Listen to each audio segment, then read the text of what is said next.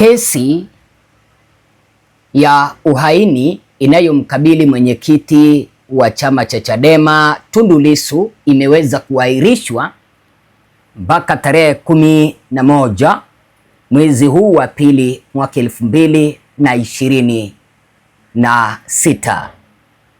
Kuahirishwa huku kwa kesi hii ni ushindi mkuu wake Tundu Lissu baada ya kulalamika kipindi ambapo kesi hiyo ilikuwa inaendelea kusikilizwa mnamo siku ya Jumatatu tarehe 9 mwezi wa pili mwaka 2026.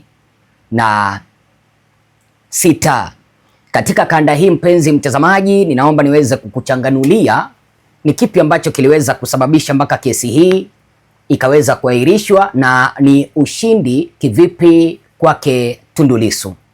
Mimi ni mtangazaji wako Bwana Ezra, ninakuomba kwa moyo mkunjufu, tafadhali chukua sekunde yako 1 2 3 ukapiga subscription, bonyeza kengele, kwa sababu hiyo ndio njia moja ya kuweza kusapoti hichi kituo kiendelee kukua.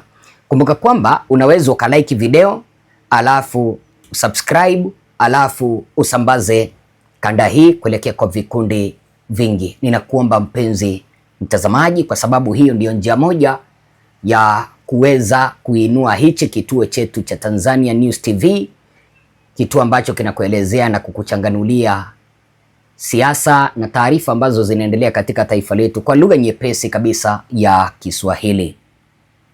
Sasa mpenzi mtazamaji, mnaelewa kwamba Tundu Lissu aliweza kukamatwa, kafunguliwa mashtaka ya uhaini. Kwanza kabisa, tangia akamatwe, Lissu ameweza kulalamika kwamba kesi yake inajikokota, yaani kuna mwendo wa kujikokota kipindi ambapo inasikilizwa mahakamani. Kwa sababu niko na malalamiko yake Tundu Lissu, naomba nikusomee tuweze kuyachanganua. Lakini kipindi ambapo jaji aliweza kusema kwamba kesi hiyo imeweza kuahirishwa mpaka siku ya Jumatano, ambayo itakuwa ni siku ya tarehe 11 mwezi wa pili mwaka 2025, Tundu Lissu aliweza kufurahia sana jinsi hii.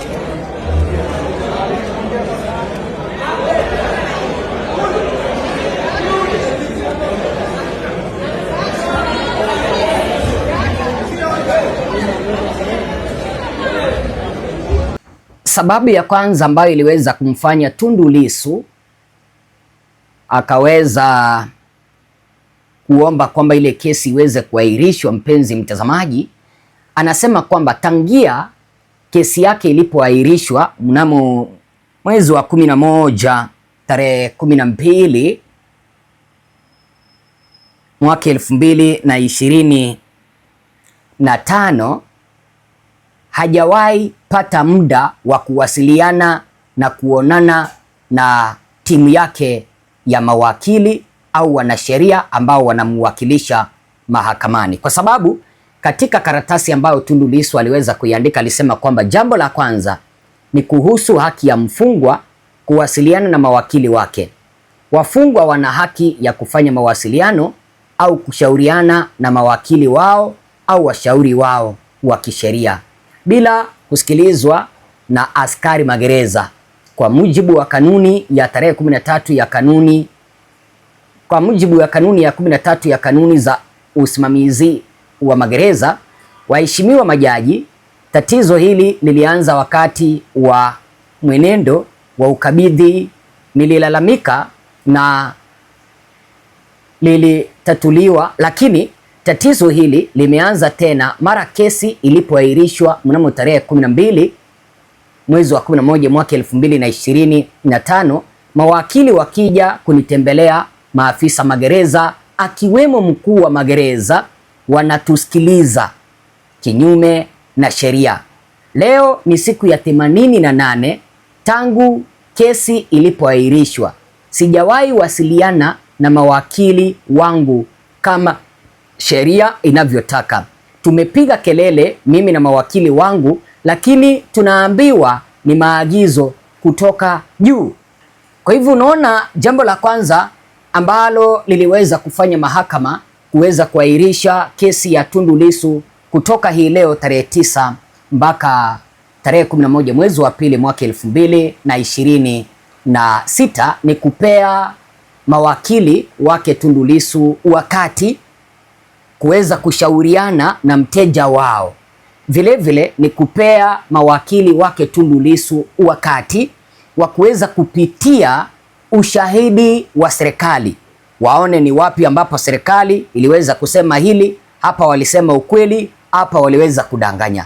Hiyo ndio sababu ya kwanza ambayo Tundu Lissu ameweza kufurahia kwamba kesi yake imeweza kuahirishwa na amepata ushindi wa kwanza, kwa sababu ile kesi ingeendelea, upande wake haukukuwa umejiandaa, kwa sababu anaeleza kwamba tangia kesi ilipoahirishwa watu ambao walikuwa wanamtembelea gerezani waliweza kupigwa marufuku wasiwasiliane na yeye. Atakana kwamba kuna kuwasiliana, unakuta kwamba mkuu wa magereza anakuwepo kipindi ambapo wanawasiliana, kitu ambacho Tundu Lissu ameweza kusema kwamba ni kinyume na utaratibu wa sheria, mahala ambapo mfungwa yuko na uhuru wa kuweza kuwasiliana na mteja wake. Namba 2, Tundu Lissu ameweza kusema kwamba jambo la pili ni kuhusu kutembelewa na watu wengine. Kwa mujibu wa kanuni ya 12 ya kanuni ya usimamizi wa magereza, kanuni inasema kwamba wafungwa wana haki ya kutembelewa, na kanuni hazijasema watembelewe na ndugu tu. Tangu tarehe 10 mwezi wa 4 mwaka 2025 mpaka tarehe 12 mwezi wa 11 mwaka 2025 nilikuwa natembelewa na marafiki, ndugu bila tatizo. Baada ya tarehe 12 mwezi wa 11 mwaka 2025 niliitwa na bwana jela, nikaambiwa ni marufuku kwa viongozi na wanachama wa chama cha Chadema kunitembelea gerezani. Nchi hii ni ya vyama vingi, si kosa kwa wanachadema kunitembelea gerezani. Waheshimiwa majaji, maafisa gereza ni watumishi wa umma. Magereza ni mali ya umma na sio majengo yao binafsi. Maafisa wa magereza hawatakiwi kuwabagua watu kwa sababu ya mitazamo ya kisiasa. Kwa mujibu wa ibara ya 13(1)(2)(3)(4) ya katiba yetu, waheshimiwa majaji, naomba kuwaalika kifungu cha 48 cha kanuni ya usimamizi wa magereza.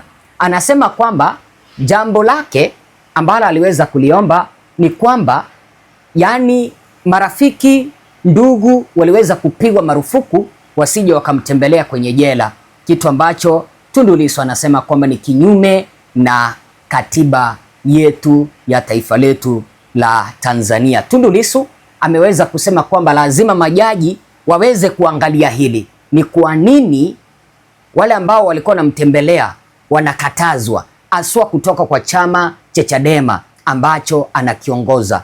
Kulingana na bwana Tundu Lissu, analalamika na kusema kwamba jela au magereza ni mali ya umma, kwa hivyo hayapaswi kubaguliwa kwamba wewe ni chama cha Chadema haupaswi kupatana na kiongozi wa chama cha Chadema. Kulingana na bwana Tundu Lissu anasema kwamba hii gereza si ya CCM, inabagua viongozi wa chama cha Chadema. Namba 3, Tundu Lissu anaeleza hivi: leo waheshimiwa majaji, naomba kueleza kuhusu uendeshaji wa shauri hili. Siwalaumu majaji wala mawakili wa serikali kwa namna shauri hili linavyoendeshwa. Haki zangu zimekiukwa vibaya sana. Anasema kwamba kesi yake inajikokota. Anashangaa ni kwa nini unapata kwamba jaji mmoja akipata mafua, homa, unapata kwamba kesi yake inaahirishwa. Bwana Tundu Lissu anauliza hivi, si Tanzania yetu iko na majaji wengi? Kwa hivyo kama jaji mmoja ameweza kuugua, jaji mwingine anapaswa kuletwa ili kuweza kuhakikisha kwamba kesi yake inaisha, kwa sababu anasema kwamba kwa menendo jinsi ambavyo kesi inajikokota kwa mwenendo wa polepole, huenda hii kesi ikaenda hadi mwaka 2030, kipindi ambapo Samia atakuwa anaondoka madarakani. Kwa hivyo akaweza